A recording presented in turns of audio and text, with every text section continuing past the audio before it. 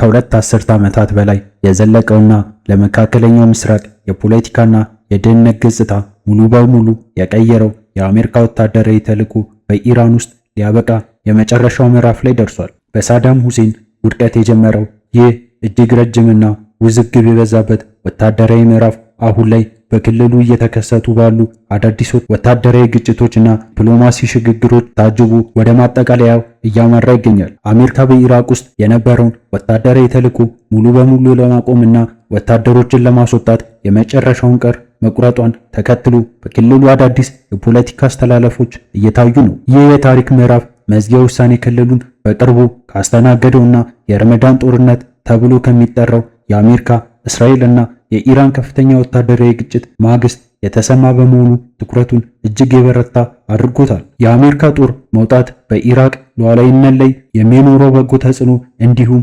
በኢራንና በኢራቅ ድንበር ላይ እየተቀጣጠለ ያለው አዲስ የኃይል ፍጥጫ ምን መልክ ይዟል የሚለው ዝርዝር እናቀርባለን። ለዚህ ታላቅ ክስተት መነሻ የሆነው የታሪክ ዳር ስንመለከት የአሜሪካ ጦር በፈረንጆቹ 2003 የነበረው የሳዳም ሁሴን መንግስት ለመጣል ወደ ኢራቅ የገባው በወቅቱ ወረራው የተጀመረው የጅምላ ጨራሽ መሳሪያዎችን ለማጥፋትና በኢራቅ ውስጥ ዘላቂ ሰላምና ዲፕሎማሲ መረጋጋት ለመፍጠር በሚሉ ተስፋዎችን ቃል ኪዳኖች ቢሆኑም በመጨረሻ ግን የጅምላ መጨረሻ መሳሪያዎች ሳይገኙ ቀርቷል። ይህ ተልዕኮ ለ23 ዓመታት ያህል የዘለቀ ቢሆንም ሀገሪቱ ግን ለከፋ እርስ በርስ ግጭት፣ ለአሸባሪ ቡድኖች መፈልፈያ እና ለከፍተኛ የደህንነት አለመረጋጋት ዳርጎታል። በዚህ ረዥም ጦርነት ምክንያት ከ300 ሺህ በላይ ሰዎች በቀጥታ ሕይወታቸውን ያጡ ሲሆን በሚሊዮን የሚቆጠሩ ዜጎች ደግሞ ከቀያቸው ተፈናቅለዋል። ከ2003 እስከ 2021 ባሉት 19 ዓመታት ውስጥ ብቻ በኢራቅ ቢያንስ ከ7966 የግጭት ክስተቶች የተመዘገበ ሲሆን ይህ በአማካይ በቀን ከ1.15 ግጭቶች ይከሰቱ እንደነበረ ያሳያል። እንደ አውሮፓውያን አቆጣጠር በ2021 የአይኤስ የሽብር ቡድን በኢራቅ የነበረውን የግዛት ቁጥጥር ሙሉ በሙሉ ካጣ በኋላ የአሜሪካ መራሹ የጋራ ጥምረት የውጊያ ተልዕኮ በይፋ ማክተሙን ቢታወቅም ወደ 2500 የሚጠጉ የአሜሪካ ወታደሮች ግን የኢራቅ ሰራዊትን ለማሰልጠንና የደህንነት እገዛ ለማድረግ በሀገሪቱ ቆይተው ነበር። አሁን ላይ አዲሱ የኢራቅ ጠቅላይ ሚኒስቴር አሊ አልዛይዲ የአሜሪካ መራሹ ጥምረት ጦር ወታደራዊ ተልዕኮ ሙሉ በሙሉ የሚያበቃበትና ወታደሮችም ጠቅልሎ የሚያስወጣበትን ቀን መስከረም 30 ቀን አድርገው በይፋ ወስነዋል። ዋሽንግተንና ባግዳዲ በ2024 በነበረው ስምምነት መሰረት በጸረ አይኤስ ስም የሚንቀሳቀሰውን ይህን ኃይል በሂደት ለመቀነስ ተስማምተው ነበር። ይሁን እንጂ የአሜሪካ ወታደሮች ካለፈው ዓመት ጀምሮ ብዙዎችን የኢራቅ ወታደራዊ ማዕከል የመጡ ቢሆንም በከፊል በራስ ገዝ በሆነው የሰሜን ኩርዲስታን ክልል ውስጥ መገኘታቸውን ቀጥለው ነበር። እነዚህ የአሜሪካ የጦር ሰፈሮች በተለይም ባለፈው የካቲት 28 ቀን አሜሪካና እስራኤል በኢራን ላይ ወታደራዊ ጥቃት ከሰነዘሩ ጊዜ ጀምሮ በኢራቅ ውስጥ በሚንቀሳቀሱና የኢራን ደጋፊዎች በሆኑ ታጣቂዎች ቡድኖች የማያቋርጥ የሮኬትና የድሮን ጥቃቶች ሲሰነዘሩባቸው ቆይተዋል። ሁኔታውን በቅርበት የሚከታተሉት የኢራቅ ኩርዱስ ክልል ባለስልጣናት እንደገለጹት ከአርቢል የጦር ማዕከል የአሜሪካ ወታደሮችና የጦር መሳሪያዎች የመቀነስና የማውጣት ሂደት ከተጀመረ 3 ሳምንት አልፎታል። ስማቸው ያልተጠቀሰ አንድ የአሜሪካ ወታደራዊ ባለስልጣናትም የወታደሮቹን መውጣት ያረጋገጡ ቢሆንም እስካሁን ድረስ ምንም ያህል ወታደሮች በኢራቅ እንደሚቀሩ ወይም ወደ የትኛውም ሀገር እንደሚዘዋወሩ ግን በይፋ አልገለጹም። ከወታደራዊ መውጣት ጎን ለጎን በክልሉ ያለው የጂኦፖለቲካዊ ውጥረትና የሚሰነዘሩት መግለጫዎች እጅግ የጦፉ መሆናቸውን ያሳያሉ። የኢራን እስላማዊ አብዮት ጥበቃ ጦር IRGC ቃል አቀባይ ብርጋዴር ጀነራል ሁሴን ሞይቢ በሰጡ መግለጫ የረመዳን ጦርነት ተብሎ ከሚጠራው ግጭት ማግስት ቀደም ሲል ከበውት የነበሩት በርካታ የአሜሪካ የጦር መርከቦች ከፋርስ ባህረ ሰላጤ መውጣታቸውን ተነግረዋል።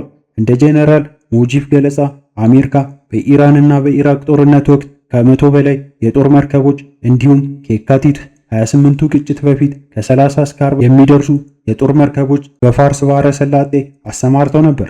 ነገር ግን አሜሪካ በኢራን ደቡባዊ ፋርስ የጋዝ ክምችት እና በአሳሉይ የኃይል ማዕከል ላይ ጥቃት ከፈጸመች በኋላ ኢራን በአሜሪካ በእስራኤልና በተባባሪዎች መሰረት ልማት ላይ በሰነዘረችው የአጸፋ ሚሳኤል ጥቃት ሳቢያ የአሜሪካ የጦር ጥምረት ማስተጓጎል መቻሉን አስታውቋል። ይህ በእንዲህ እንዳለ የአሜሪካ ማዕከላዊ ሴትኮም በበኩሉ በኤክስ ማህበራዊ ገጹ ባወጣው መግለጫ በኢራን ላይ የተጣለውን ጥብቅ የባህር ላይ እገዳ ለማስከበር ከ20 በላይ የአሜሪካ የጦር መርከቦች በመካከለኛው ምስራቅ መሰማራታቸው ይገለጻል። እነዚህ መርከቦች እንደ ዩኤስኤስ ሮስ ያሉት እስከ ነሐሴ 9 ድረስ 55 የንግድ መርከቦች አቅጣጫ እንዲቀይሩ ማድረጋቸውን፣ ሁለቱ ሥራ ማቆማቸውንና የፍተሻ ሥራዎች ማከናወናቸውን ጠቁሟል። የኢራን የውጭ ጉዳይ ሚኒስቴር አባስ አራግቺ በሰጡ መግለጫ ኢራን ያለምንም ቅድመ ሁኔታ እጃቸውን እንዲሰጡ ሳይሆን ለድርድር እንዲቀመጡ ማስገደዷን ገልጸዋል። ሚኒስቴሩ ከ20 ቀናት ጦርነት በኋላ ጠላቶች ለድርድር እየለመኑ ነው በማለት የኢራን ሕዝብ መብቱን በጦር ሜዳ ሆነ በዲፕሎማሲ የማስከበር ሙሉ ብቃት እንዳለው አረጋግጠዋል። በሌላ በኩል በኢራን ውስጥ በከፍተኛ የመከላከል አመራር ደረጃ የሚደረጉት አዳዲስ ሹመቶች ትኩረት ስበዋል። የኢራን ጠቅላይ መሪ አያቶላህ ሰይድ ሙጅታባ ኻሜኒ አዲሱን የእስላማዊ አብዮት ጥበቃ ጦር ዋና አዛዥ ሜጀር ጀነራል አህመድ ሙሂድን እና የጦር ኃይል ጠቅላይ አዛዡን ሜጀር ጀነራል አሚር ሐታሚን መሾማቸው በሀገሪቱ የመከላከያ አቅም ላይ ጠንካራ ቅንጅት ለመፍጠርና ምላሽ የመስጠት አቅምን ለማሳደግ ታስቦ የተደረገ መሆኑን ገልጸዋል። ይህ የአሜሪካ ጦር መውጣት ውሳኔ በኢራቅ ሰፊ ሕዝብ ዘንድ እንደ ትልቅ ታሪካዊ ክስተትና የሀገሪቱ ሉዓላዊነት መረጋገጫ ተደርጎ ይወሰዳል። ለዓመታት በባዕድ ሀገራት ወታደራዊ መገኛ ምክንያት ሀገራቸው የውጭ ኃይሎችን መፎካከሪያና የግጭት አውድማ ሆኖ መቆየቱ ያሳዝናቸዋል። ኢራቃውያን አሁን የራሳቸው ደህንነት በራሳቸው የመጠበቅ ሙሉ መብት እንደሚያገኙ ተስፋ ያደርጋሉ።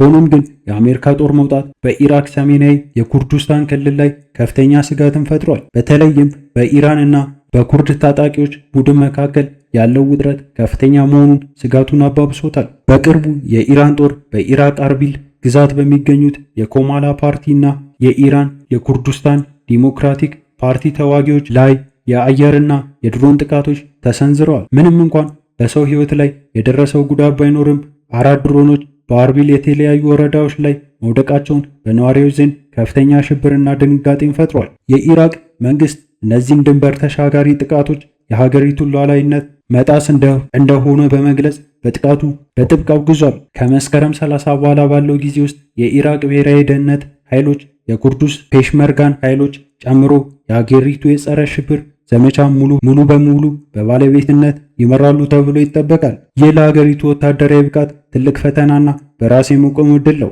አሜሪካ ከኢራቅ ብትወጣም በክልሉ ያለው የዲፕሎማሲና የኢኮኖሚ ተጽዕኖ በቀላሉ የሚቀጭ ባይሆንም የኢራን በክልሉ ይበልጥ መጠናከር ግን የአረብ ሀገራትና ምዕራባውያን ስጋት ውስጥ መጣሉ አይቀሬ ነው። የኢራን አዲሱ ጠቅላይ ሚኒስቴር አሊ አል ዘይዲ ሀገራቸው ከአሜሪካና ከኢራን እርስ በርስ ከሚጋጩ ፍላጎቶች መሃል አውጥተው እንዲህ በሰላም እንደሚመሩና ብሔራዊ አንድነት እንደሚያስጠብቁ ትልቅ ፈተና ይጠብቃቸዋል።